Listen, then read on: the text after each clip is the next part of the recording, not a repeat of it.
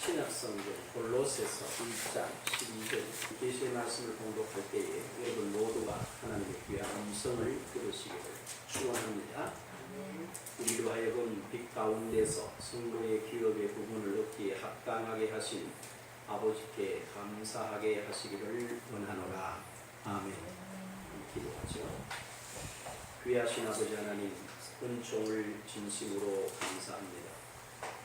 오늘도 저희들을 주일날에 부활의 날에 부르셔서 하나님의 성호를 참여하며 함께 신앙을 고백하며 감사하며 마음 모두어 기도하게 하심을 감사드립니다. 이 시간 또한 저희들이 주의 거룩한 말씀을 듣기를 원합니다. 주님, 저희들이 늘 묵상하는 대로 이 시간 지혜와 계시의 영을 주셔서 하나님을 알게 하시고 마음의 눈을 밝히셔서 부르심의 소망이 무엇이며 성도 안에서 그 기업의 영광의 풍성이 무엇인지를 깨달을 수 있도록 주님의 거룩한 영으로 저희들 심령과 보는 눈과 들을 수 있는 귀를 열어주시기를 간구합니다. 그리고 아버지, 이 시간 종의 입술을 주관하셔서 주님이 원하시는 소중한 은총이 우리 성도들에게 전해져서 기도한 대로 우리 모두가 하나님의 흡족한 은혜를 받고 각각 마음에 무거운 짐들이나 염려와 근심의 짐이 있다면 주의 은총으로 또한 말씀의 기름 부음으로 깨끗이 해결되는 이 시간이 되는 줄로 믿습니다. 하나님께는 이 시간이 영광이 되게 하시며 우리 모두에게는 새로운 은총의 발견이 있을 줄 믿고 감사드리며 예수님의 이름으로 기도합니다. 아멘. 오늘은 성도의 기업이라고 말씀을 드렸습니다만 1절 자체에 보게 되면 이렇게 되어 있습니다. 우리로 하여금 빛 가운데서 성도의 기업의 부분을 얻기에 합당하게 하신이라고 했어요. 그래서 우리 성도된 저와 여러분들이 합당한 성도의 합당한 기업을 얻기 위해서 아버지께서 저와 여러분에게 무엇을 주셨는지를 아는 것이 대단히 중요하다고 생각합니다. 왜냐하면 우리가 다른 내용을 알고 그 위에 서는 것은 그 어떤 것보다도 중요하기 때문입니다. 어떤 분은 이런 표현을 하는데 참 지혜로운 표현이다라는 생각을 해봤어요. 시계가 있잖아요. 시계가 차라리 고장이 나서 딱 멈추었으면 그 시계는 24시간 동안 딱 2번은 맞대요. 그런데 고장난 시계가 멈추질 않고 계속해서 돌아가면 24시간 중에 단 한 번도 맞지 않다는 거예요. 그래, 그게 가만히 생각해보면 참 의미가 있고 참 지혜로운 말이라는 생각을 해봤어요. 그와 같이 저와 여러분들이 하나님의 택하심, 그리고 하나님께서 그리스도 안에서 우리를 당신의 자녀로 만드셨는데요.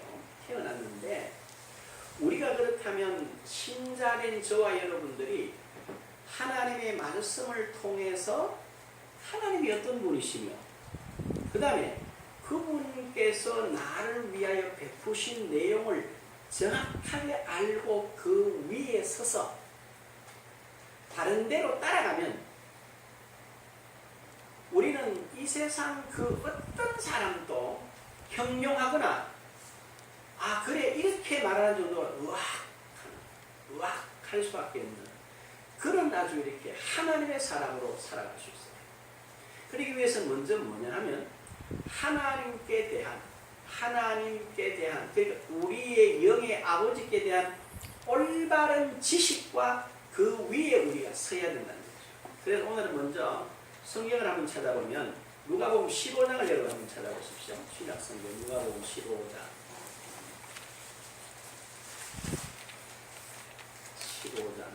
20절을 한번 보십시오. 우리가 잘 아는 탕자의 비유라고 속칭 이렇게 부릅니다만 이 내용을 한번 자세히 보면 아주 의미가 있어요. 20절부터 제가 읽으면서 설명을 드릴게요. 20절에 보면 이에 일어나서 아버지께로 돌아가니라 이렇게 되어 있어요. 이건 아버지 앞에 자기 유산을 미리 청원해서 모든 유산을 받아가지고 먼 나라로 가서 허랑방탕하게 다 써버린 둘째 아들이 너무나 힘든 생활에서 아버지를 기억하고 아버지께로 돌아가야 되겠다라고 생각하고 돌아가니라. 돌아가야지가 아닙니다. 돌아가니라. 바로 그런데 여기 21절에 보니까 뭐라고 되어 있냐 하면 이렇게 되어 있습니다. 20절에 계속해서 돌아가니라. 아직도 거리가 먼데 아버지가 그를 보고 측은히 여겨 달려가 목을 안고 입을 맞추니 이렇게 했어요. 아직도 거리가 먼데 뭡니까? 아버지가 달려나와서 그 아들을 알아보고 목을 안고 입을 맞추더라. 이렇게 주님께서 말씀을 하셨는데 제가 한번 생각을 해봤어요.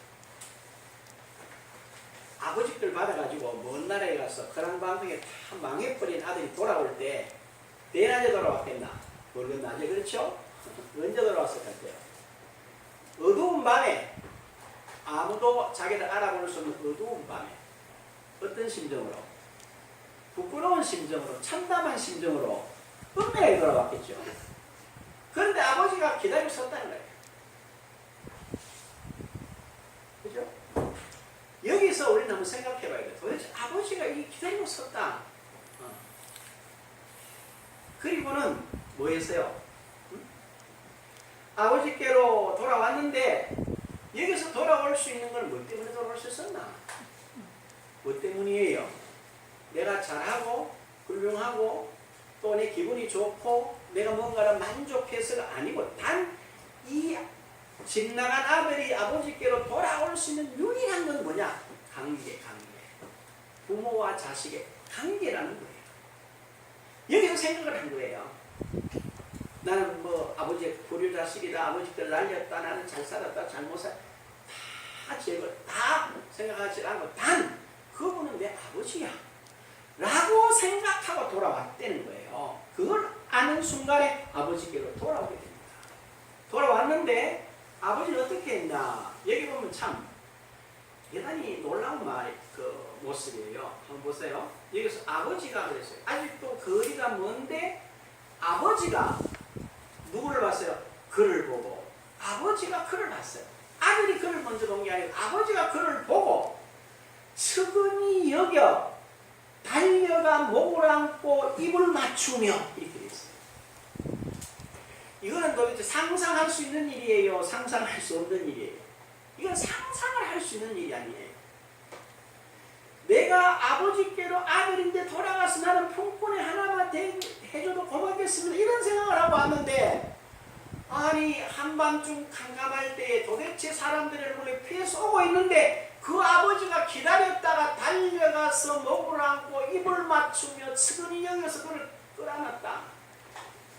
상상할 수 없는 뭐예요? 아버지가 아들을 사랑하는 모습이에요. 우리 아버지는 어떤 분이다? 바로 이런 분이시라는 사실을 깨닫지. 우리가 항상 어느 분이 제게 이래요. 목사님, 제가 늘 마음에 짐이 있대. 그래, 무슨 짐이 있어요? 이랬더니 하는 말이 우리 부모님들이 옛날에 신앙생활을 안 해가지고 믿지 않았던 그 영적인 대물림이 그대로 오는데 지금 내가 잘못 믿는 이런 모습이 우리 아이들한테 대물림이 되면 어떨까요? 이러더라고.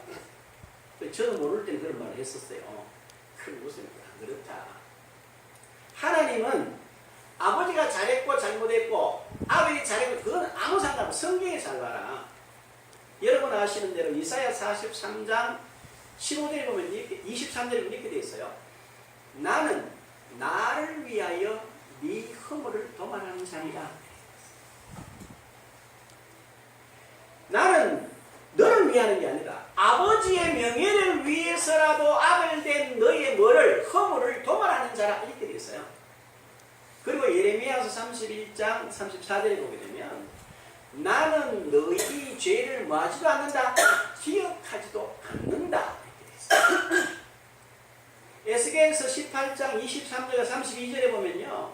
나는 너희 죄를 기억지 아니할 뿐 아니라 나는 악인이 그 악에서 죽는 걸 원하지 않는다. 이렇게 되어 있어요. 그렇게 말씀을 하고 있고 신약에 보면 분명하게 요한일서 1장 9절에 보면 이렇게 되어 있습니다. 만일 우리가 우리 죄를 자백하면 저는 미쁘시고 의로워서 우리 죄를 사하신 우리를 모든 불의에서 뭐요? 깨끗하게 하신다 이랬어요. 그러면 잘 보십시오. 우리 부모들이 했던 일 나와 상관이 있겠어요? 상관이 없겠어요? 상관이 없어요. 성경은 그렇게 말하고 있어요. 그런데 교인들이 그런 생각을 가지고 있어요. 내 부모가 잘못했기 때문에 그것이 내한테 온다. 오늘 내가 잘못하는 것이 아이들한테 가면 어떻게 되나. 이런 생각을 저도 듣고 이렇게 상식적으로 맞다는 생각 그렇게 가르친 적도 있었어요. 그러나 지금 생각 아니다. 하나님은 분명히 우리 죄를 동이 서에서 먹은 것 같이 영원히 옮기신다고 했어요. 그렇죠? 그리고 뭐라고 그랬어요? 저 바다 물속에 영원히 집어넣어서 다시는 기억지 않는다는데 왜 우리 부모가 잘못된 것 때문에 내가 그 고통을 받도록 한다면 그럼 바꾸어서는 어떤 결론이었는지 아세요? 우리 모두는 예수 열심히 믿어도 우리 앞에 조상들이 잘못했으면 다 어디 가야 돼요? 다 지옥 가야 돼. 예, 그런 거는 성경적이잖아요.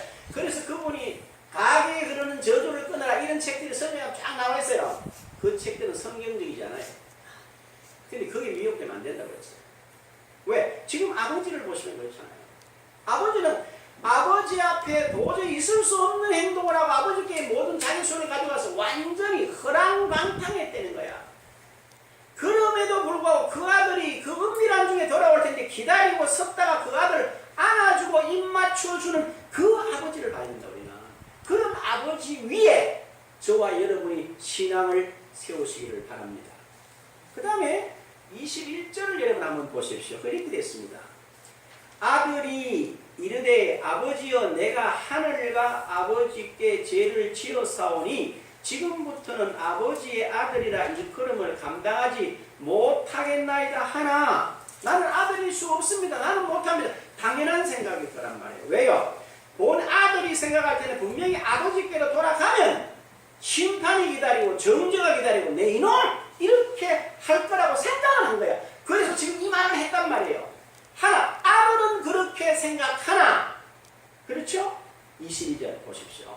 이렇게 됐어요. 아버지가 하시는 일이에요. 그 뭐라고 그랬나 아버지는? 아버지는 종들에게 이르되 제일 좋은 옷을 내어다가 입히고 가락지를 손에 끼우고 발에 실을 신기라. 그리고 살찐 송아지를 끌어다가 잡으라. 우리가 먹고 즐기자. 아들은 가면 정죄를 당하고 심판을 받고 아버지로부터 혼날 줄로 생각했는데 뜻밖에도 아버지는 뭐라 그러니까 하니까 소라게는 우리가 먹고 뭐 하자는 거야? 심판과 정죄와 아주 혹독한 체벌을 기대했었는데 저들은 먹고 즐기는 일이 일어난다. 이게 하나님 아버지의 마음이라는 거야. 그 다음 24절 보세요. 뭐라고 그랬나? 이렇게 말합니다. 이내 아들은 죽었다가 다시 살아났으며 내가 잃었다가 다시 얻었노라 하니 그들이 즐거워하더라. 이렇게 됐어요. 이 말은 뭐냐? 우리 다 알잖아. 그런 말이 아닙니다. 저와 여러분은 이 땅을 살아가면서 내가 믿는 하나님 어떤 분이냐? 지금 이 본문에서 읽은 대로 20절, 21절, 23절, 24절에 있는 이 아버지라는 사실을 여러분이 분명하게 그 위에 쓰셔야 합니다. 알아들으셨죠? 어떤 잘못, 어떤 실수를 하든지 간에 아버지께로 나와서 그 사실을 뭐 하면 돼요? 자백하면. 하나님은 그 모든 그 아주 끝부분이죠. 모든 불의에서 뭐 하신다? 깨끗게 하신다는 사실 위에 여러분 자신을 세우시기를 주님의 이름으로 축복합니다. 그 다음에 두 번째 생각할 게 있어요. 여기서 아버지는 이렇게 설명을 했어요. 그러면 신약에 오면 로마서 8장 29절에 가보면 32절에 이렇게 말씀하고 있어요. 그냥 읽을 때 들으세요. 자기 아들을 아끼지 아니하시고 우리 모든 사람을 위하여 내어주시니가 어찌 그 아들과 함께 모든 것을 우리에게 주시지 아니하겠느냐. 하나님 아버지는 이런 사랑만 가진 게 아니고 아들을 우리를 위해서 줬기 때문에 그 아들을 통해서 우리를 하나님의 자녀로 다시 나게 하셨기 때문에 아버지는 그 외에 모든 것을 우리를 위하여 주실 거랍니까? 안 주실 거랍니까? 주셨다는 거예요. 주셨다. 이 사실이 있어야 합니다. 왜요? 왜 줍니까? 이러면 관계가 아버지시고 나는 아들입니다. 그분은 아버지시고 나는 그분의 딸이니까 이 관계에서 뭐 여러분이 그 관계를 들고 아버지께로 나가시는 거예요. 이 사실을 놓치지 말라. 그 다음 또 한 것 보세요.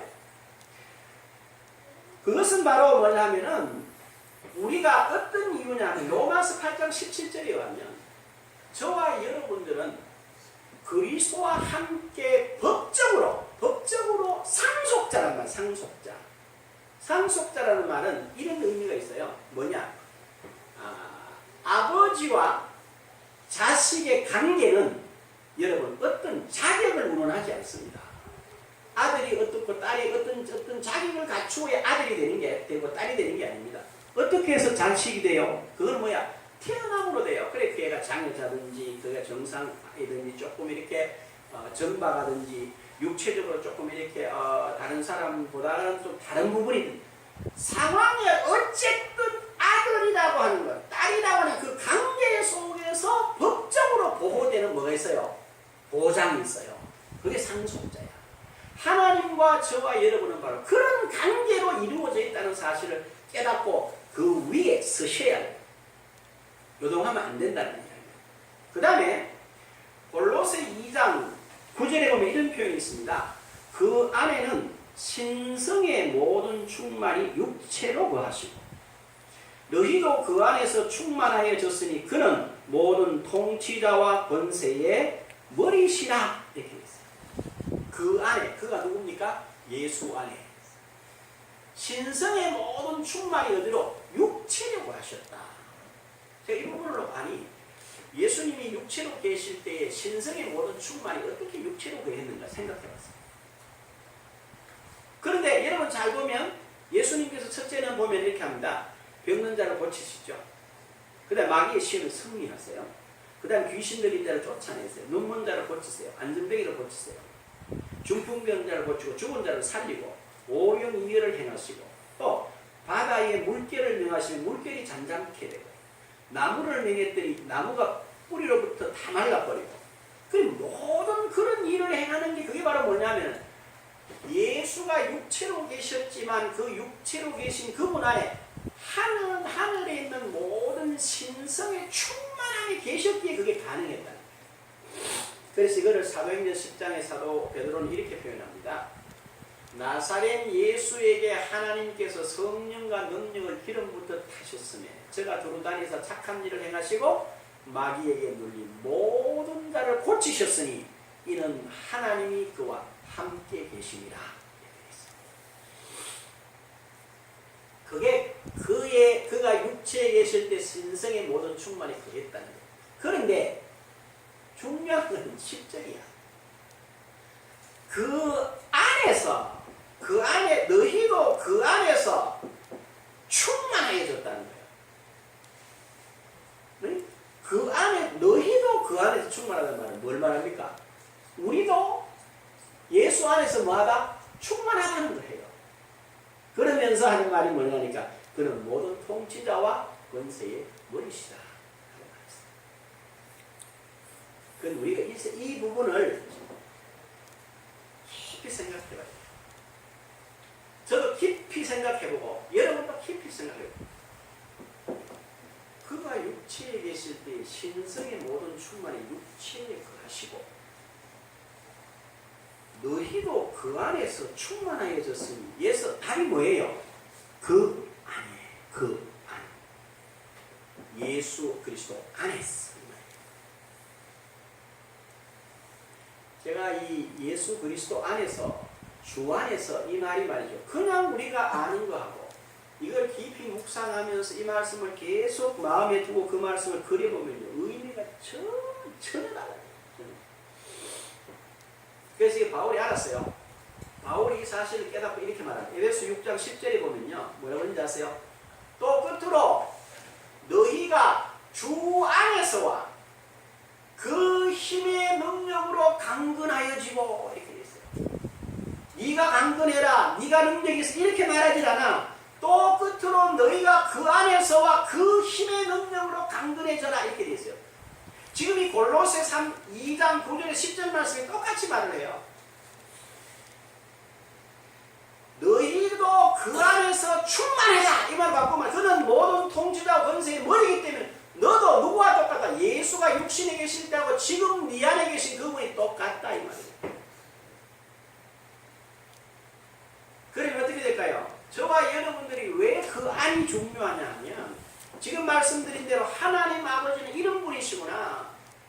그리고 내가 그분 앞으로 그분이 내 아버지는 사실로 내가 그 위에 있으면 어떤 허물과 어떤 죄와 어떤 저주의 세력에서 내가 해방을 받았구나를 아는 것. 그 안에서 안다 그 말이에요. 여러분 자유라고 하는 것은 자기 맘대로 사는 게 자유가 아니에요. 야고보서 1장 25절에 보면 이런 말씀이 있습니다. 자유케 하는 온전한 율법, 자유케 하는 온전한 율법을 들여다보고 있는 자는 듣고 잊어버리는 자가 아니고 실천하는 자니. 예? 그 사람은 행한 일에 복을 받는 일이 돼 있어요.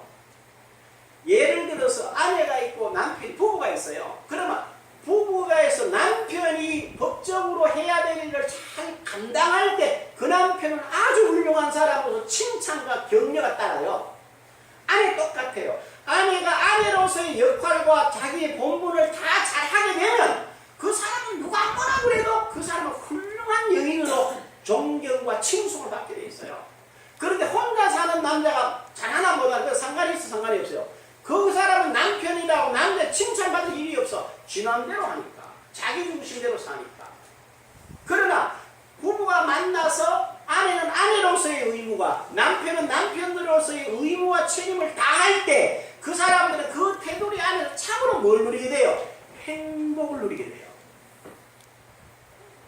이 말은 바로 뭘 설명하느냐 하면 저와 여러분이 하나님의 자녀됨을 알고 그분이 허락하신 내용을 가지고 그 위에 서서 우리의 삶을 잘 아름답게 꾸려나가면 그게 바로 뭐라고요? 복된 자리.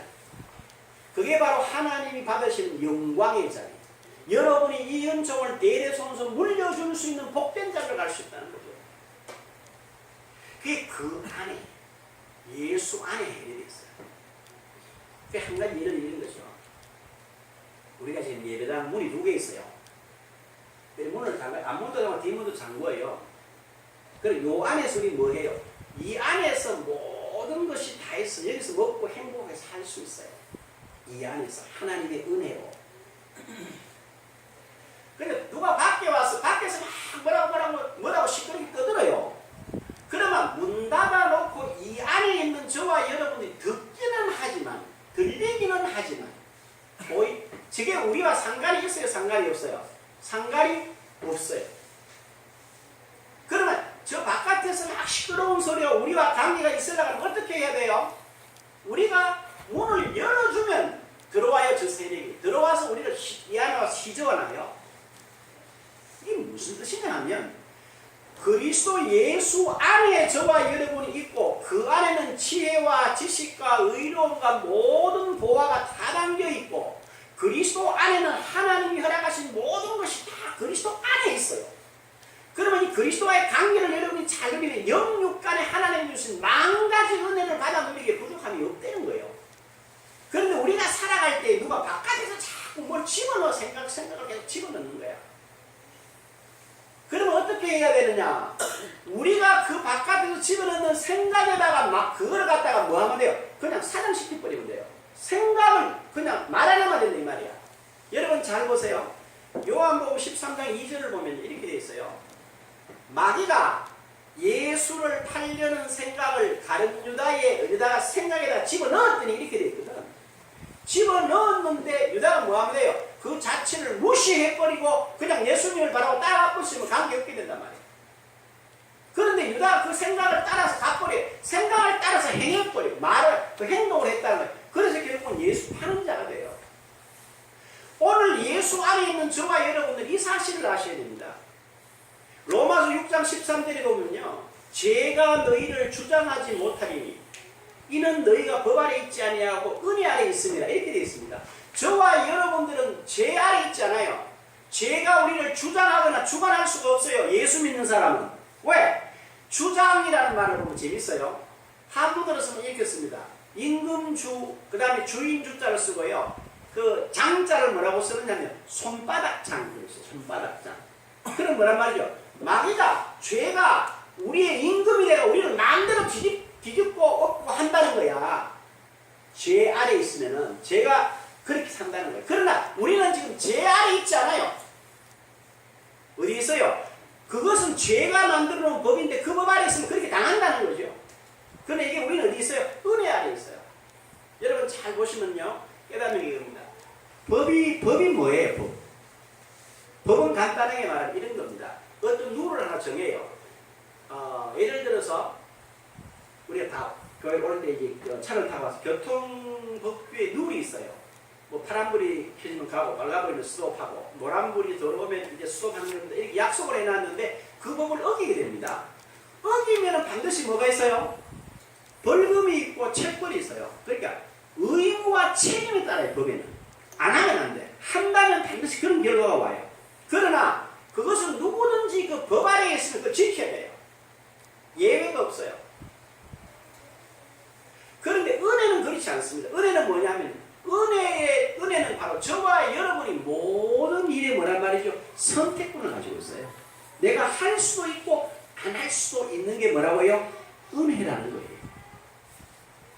그래서 성경을 읽으면 뭐라고 그래요? 너희는 법 아래 있지 아니하고 은혜 아래 있다. 모든 것을 네가 선택할 수 있다.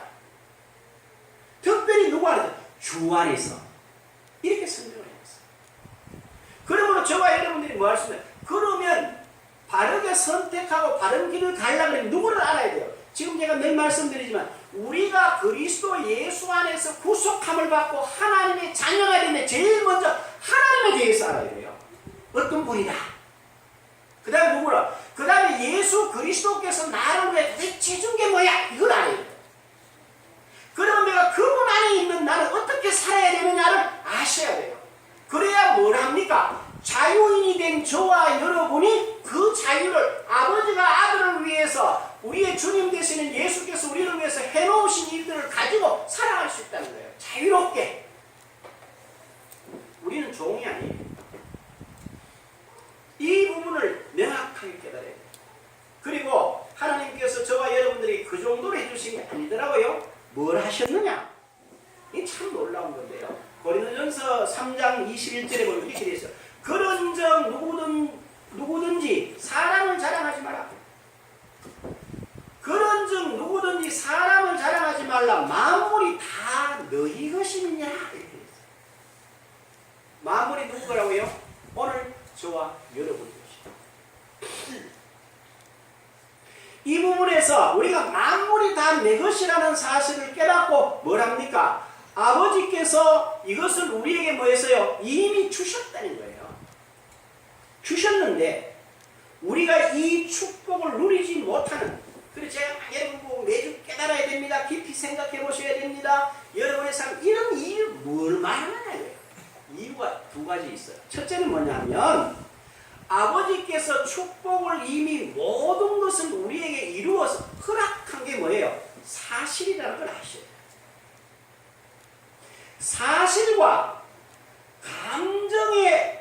사실과 감정을 냉철하게 뭐냐 분별하지 못하기 때문에 오늘 성도들이 신앙생활이 어려워요. 잘 한 번 더 이야기를 해요. 사실과 감정을 분별할 줄 아셔야 돼요. 그래서 이걸 어떻게 설명을 하지? 많은 생각을 했는데요. 예를 들어서 제가 한번 설명을 해보겠습니다. 먼저 성경이 왜 이렇게 되어 있어요? 갈라디아 3장 13절에 보면요. 그리스도께서 우리를 모든 율법의 저주로부터 뭐 했느니라? 속량하셨다. 기록된 바 나무에 달린 자마다 저주 아래 있는 자라 하였습니다. 예수님께서 저와 여러분들을 어디에서? 율법의 저주에서 속량하셨대요. 율법의 저주가 뭐냐? 신명기서 28장 15절에서 마지막 절까지 보면 세 가지로 설명할 수 있어요. 가난과 질병과 영적인 하나님과의 관계, 단절. 분명히 여기는 성경은 율법의 저주에서 우리를 해방시켰대요. 그리고 갈라디아 3장 29절에 보면 너희가 그리스도의 것이면 곧 아브라함의 자손이요 약속대로 유업을 이을 자니라. 이렇게 되어 있어요. 아브라함이 받은 복을 우리가 그대로 받게 되어 있다. 그 말이에요. 그 다음에 갈라디아서 4장 4절에 보면 때가 참에 하나님께서 그 아들을 여자에게서 나게 하시고 율법 아래 나게 하신 것은 율법 아래 있는 자들을 속량하셔서 우리로 아들의 명분을 얻게 하려 함이라 그랬어요. 그리고 6절에 뭐라고 이렇게 말합니다. 너희가 아들임으로 하나님이 그 아들의 영을 너희 마음 가운데 보내사 아빠 아버지라 부르게 하셨느니라. 그러므로 이제는 너희가 종이 아니요 아들이니 아들이면 하나님으로 말미암아 뭐요? 유업을 받을 자니라. 이렇게 돼 있어요. 우리가 하나님이 뭘로 받는다고요? 유업을 받게 돼 있어요. 이거는 하나님이 그리스도 안에서 이루어놓은 뭐예요? 사실이에요. 사실. 제가 이걸 한번 설명을 여러분 알아듣도록 할 테니까 잘 한번 집중해서 잘 들으십시오. 제가 이 내용 전체는 잘 몰라. 그러나 분명한 거예요. 예를 들어 1945년 8월 15일 날 대한민국이 저 일본으로부터 일제 36년 식민지 생활에서 해방받은 건 여러분 사실입니까? 사실이 아닙니까? 그거는 절대적인 사실이죠. 그렇죠? 그리고 그 해방이라고 하는 건 조금 부족한 해방이 아니에요. 완벽한 해방을 받았어요. 그 이후에는 그 누구도 우리가 일본 사람들의 종이라고 하거나 일본이 우리를 힘으로 억압할 수 있다. 그렇게 말할 수도 없고 그거는 말도 안 되는 소리고 그거는 절대로 그렇게 될 수가 없는 거예요. 왜? 우리는 이미 뭐 받은 사람이야? 해방받은 민족이기 때문에 그 해방이 사실이기 때문입니다. 맞죠? 그런데 뭐가 있어요? 그런데 하나는 이런 게 있어요. 일본이 우리를 36년 동안 식민지화하면서 말이죠. 우리에게 표현할 수 없는, 그러니까 말로 형용할 수 없는 온갖 악행을 다 하겠어요. 가장 대표적인 일례로 일본 동부에 큰 지진이 일어났어요. 지진이 일어났는데 뭐라고 그랬냐면 제일 동포, 그러니까 일본에 와 있는 조선인들이 책동해서 이런 짓을 만들었다고 누명을 씌워서 수많은 사람을 죽였어요. 그 다음에 지금도 우리가 갖고 있는 대로 어린 소녀들, 그러니까 불과 15에서 20살 요런 먹은 어린 아이들을 그냥 데리고 가서 군인들의 성노예에 위안부 사건, 그리고 일본이 우리에게 행한 모든 그 악행, 이런 건 감정적으로 도저히 용서할 수 없는 부분들이 너무너무 많아요. 그럼 어떤 일이 일어났느냐면요, 국가와 국가 간에 1965년 6월 22일 날 한국을 대표한 김종필 씨와 일본을 대표한 오이라라는 두 사람이 만나서 한일협정이라고 맺었어요. 그래서 뭐라고 그랬냐면요, 전체 내용은 제가 다 모르니까 딱 두 가지만 이야기를 하면 36년 동안 일본이 조선을 지배했는 그 지배의 대가로서 3억 불을 보상한다. 그 보상 안에는 우리 민족이 당한 모든 억울한 개인 그리고 민족적인 게 다 포함되어 받은 거예요.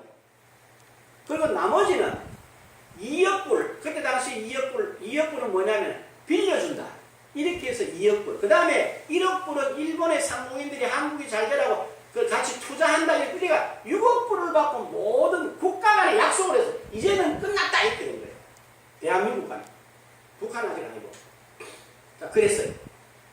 그런데 그 안에 여러 가지 많은 내용이 있겠지만 분명히 바르게 했든 틀리게 했든 국가 간의 약속으로 이걸 체결했기 때문에 뒤에 나면 우리가 잘못됐다, 그건 아니다, 이렇게 부정한다고 돼요, 안 돼요?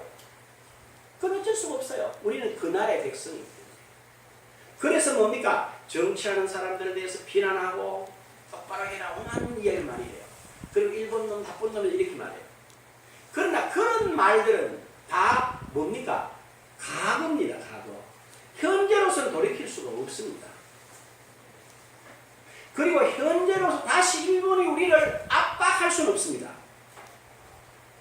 그리고 우리가 여기서 뭘 해야 되느냐면 이렇게 해야 돼요. 대한민국 사람들은 말이죠, 지금부터 뭘 해야 되는, 해방받고 일본이 우리를 이랬다 저랬다 감정적으로 막 이렇게 격할 게 없어요. 뭐 해야 됩니까? 이제는 해방받은 조국에서 많은 상처가 있지만 그 상처를 감싸고 뭐 해야 돼요? 일본보다 더 우월한 민족 정신을 가져야 돼요. 일본보다 더 우월한 경제가 성장해야 돼요. 사람들은 딱 경제라고 그러니까. 그리고 문화가 일본보다 더 우월하고 월등한 문화로 갈 수 있도록 우리가 혼신의 힘을 다해야 돼요. 그래서 뭘 해야 됩니까? 일본 사람들이 대한민국 사람들을 부러워할 만큼의 자리로 우리가 올라가야 됩니다. 그게 새 사람들, 해방받은 우리가 해야 할 역할이에요. 일본이 잘했다면 그거는 역사 속에 묻어두자는 거예요. 지금도 저도 그러니까요. 일본하고 축구한다 우리나라가. 그러면 우리는 무조건 왜 해야 되노? 우리는 막 실력이 있든지 없든지는 제쳐놓고 일본은 무조건 이기라는 거예요. 그게 뭐예요? 사실을 무시하고 지금 어디에 서서 말을 해요? 감정에 서서 말을 해요. 감정에 서서. 그게 이 땅을 살아가는데도 감정은 전혀 도움이 안 돼요. 사실이 도움이 돼요. 신앙생활도 똑같아요. 오늘 많은 분들이 신앙생활 한다는데 가만히 보면 자기 감정대로 하는 거야.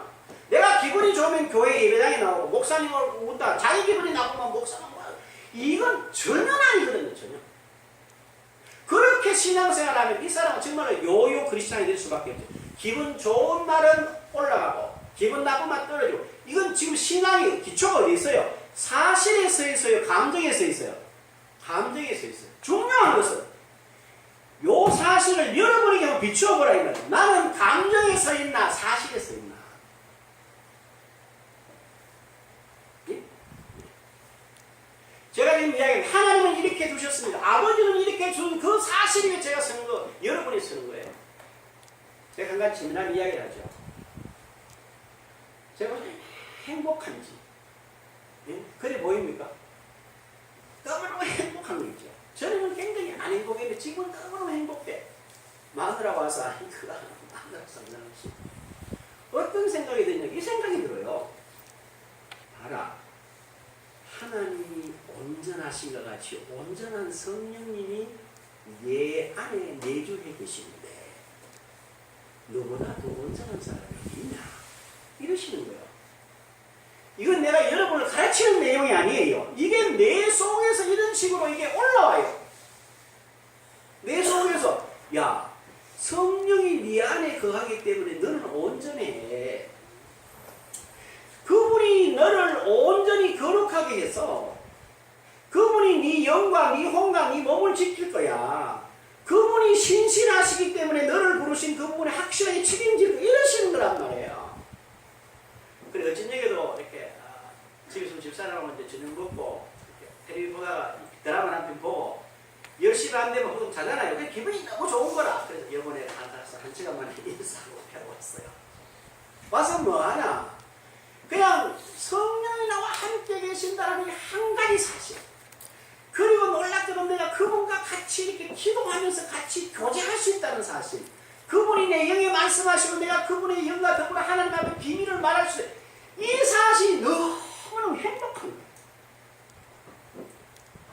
나는 전에는 늘 하나님이 내 자꾸 이렇게 하나님 성령이라만 내가 사는데 자꾸 뭐에 걸리네 해서 걸리니. 그런데 생각해보니 다른 것들은 다 불안정하고 완벽하지 못한 게 맞지만 하나님의 영인 성령은 완벽하단 말이에요. 그분이 내 안에 계셔서 내가 그분 모시고 살아가면 이게 완벽하게 돼 있어요. 그러니까 뭐 하단 말이죠? 너무 행복하다는 거예요. 어디다 세울 때 사실 위에 나를 세워놓고 보니까 내가 하나님의 자녀야. 누가 나를 무시해요? 어느 분이 그랬다. 내가 이 얘기를 한번 했는 것 같은데요. 어느 스승이 제자들을 교육을 하는데요. 제자 한 사람이 나가 그러더래요. 선생님, 왜? 아이고, 저 아래에 있는 어느 분이 선생님은 너무너무 훌륭한 분이라고 칭찬이 많이 입에 침이 마르도록 하더래요. 그 이야기를 전해드는 선생님이 가만히 있어요. 그래? 회의를 끝이 났어요. 또 다른 제자가 쪼르륵 오더만 이야기를 합니다. 선생님, 저 옆 동네에 있는 누구누구가 선생님에 대해서 막 이렇게 비난을 하는데요. 아주 나쁜 사람이라고 그러더래요. 그 이야기를 선생님 쳐다보고 빙그림 그래? 이러고는 잘한다는 이야기를 들을 때는 못한다는 이야기를 들을 때 그 모습이 그대로 있거든. 그 세 번째 제자 하도 신기해서 물어봤어요.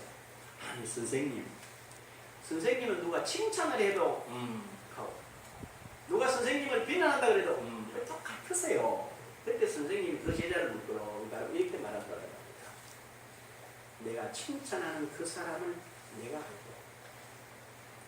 나를 비난하는 그 사람을 내가 한다.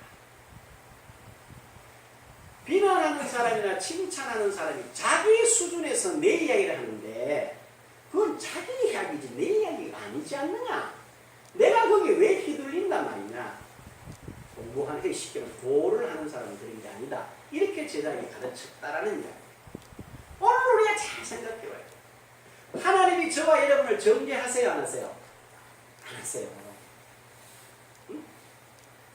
고린도서 4장에 의하면요 사도 바울이 그러잖아요.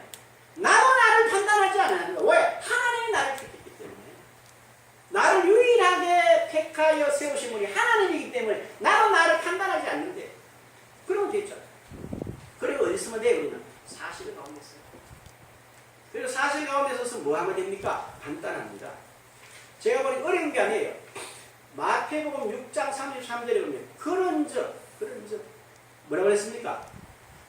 무엇이든지 그런즉 너희는 무엇이든지 먼저 그의 나라와 그의 의를 구해라. 그 말은 성령님을 모셔라. 그 말이거든. 그의 나라라는 말이. 그 다음에 그의 의란 뭡니까? 예수 그리스도께서 우리를 위하여 이루어 놓으신 모든 사실 위에 어떻게 해라? 그 위에 서라. 그리고는 그 안에서 뭐 해라? 살아라는 거예요. 오늘 아버지 되시는 하나님에 대한 사실 위에 서세요. 사실 위에 서세요. 그리스도 예수 안에서 나를 위하여 이루어 놓으신 사실 위에 여러분 자신을 세우십시오. 그리고 내 안에 계시는 성령님과 함께 예수님께서 우리를 위하여 이루어 놓으신 모든 것을 내 의로 자랑하며 일마다 때마다 승리를 누리시는 저와 여러분들이 되시기를 주님의 이름으로 축복합니다. 기도하겠습니다. 귀하신 아버지 하나님, 은총을 진심으로 감사합니다. 그리스도 예수 안에서 우리가 구속함을 받았다는데 그 구속을 누리는 것이 무엇인지를 두 번째 나누었습니다. 우리가 그 사실과 감정을 명확하게 구분해서 사실 위에 서서 사실을 쫓아 행하여 아버지가 베푸신 만가지 은혜를 누리기에 부족함이 없게 하옵소서. 예수님의 이름으로 기도합니다. 아멘. 우리 다 일어나셔서 214장 찬송합니다.